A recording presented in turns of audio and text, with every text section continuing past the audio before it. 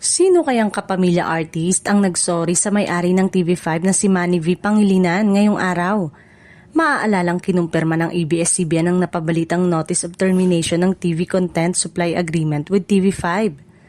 As expected, nagngingit-ngit ang kapamilya netizen sa mga taga TV5 pero hindi lang netizen ang may di magagandang sinabi sa TV5.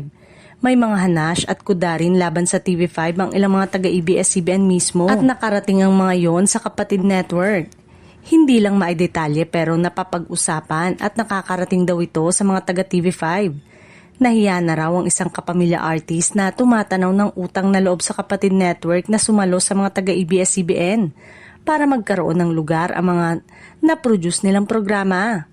Kahit umeere ang kapamilya shows sa ibang platform, sa TV5 pa rin ang may pinakamaraming viewers. Kaya malaking tulong umano ito sa kanila para mas malaki ang reach ng kanilang mga programa. Nang nakausap daw ng kapamilya artist, si MVP, na mabait sa kanila, siya na raw ang nagsorry dahil sa sinasabi ng ilang kasamahan niya sa Kapamilya Channel.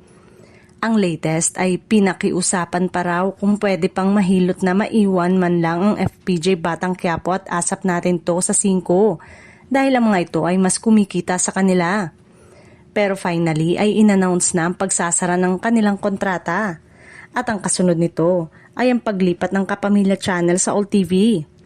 Pero bago yan ay binayaran na nila ang kanilang pagkakautang sa TV5 at pati raw sa GMA7 kung saan umeere ang It's Showtime ay binabayaran na rin daw nila.